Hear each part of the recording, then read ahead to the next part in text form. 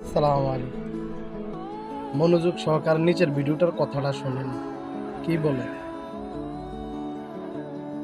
স্বামীর লগে তালাক হওয়ার পরে আমি যখন আমার বাপের বাড়িতে আইসা উঠলাম, তখন আমার বাপ কইলো, ভালো করছস, সাইডা দিছস, এমন পোলার সংসার না করনি ভালো। আমার 3 পোলা পান দিয়া উঠলাম আমি আমার বাপের বাড়িতে। প্রথম প্রথম সবাই অনেক আদর যত্ন করতো। আমার ছোট ভাইটা আমার বাচ্চাটারে দেখতো, আদর করতো, বড় ভাই খোঁজ খবর নিত, খাইছিস কিনা জিগাইতো।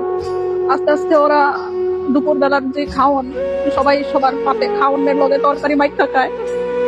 আমার পোলাপানের লিগা কোনো তরকারি থাকে না, বিকাল বেলা নাস্তা থাকে না, ওরা নিজেরা খায়। রাতের বেলা ভাতটা পর্যন্ত থাকে না, রাত্রে বেলার ভাতটা পর্যন্ত থাকে না, রাত্রে বেলার ভাতটা পর্যন্ত পাই না খাইতে। আমি আর আমার 3 বাচ্চা এখন এত বেশি অসহায় হয়ে গেছি, এত বেশি অসহায় হয়ে গেছি যে খাওয়ানো পাই না। জামাই কাম করতো না, কথা শুনাইতো, এর লিগে আয়া পড়ছিলাম এই বাসায়। জামাইয়ের বাসায় খাওয়ানোর অভাব ছিল না, এই মাসে খাওয়ানোর কষ্ট করতেছি, পড়ানোর কষ্ট করতেছি। আজকে 2 বছর যাবত ঈদের একটা জামা কিনতে পারি নাই, পোলা মন করে একটা জামা কিনা দিতে পারি নাই।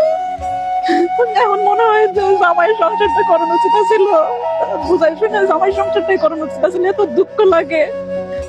হতো আর একটা বিয়া কইরা ভালোই আছে, কিন্তু আমি তো একলা একলাই রয়ে গেলাম। কেউ না পারতে ছোটখাটো ব্যাপারের লিগা তালাকটা নিয়েন না, তালাকটা নিয়েন না।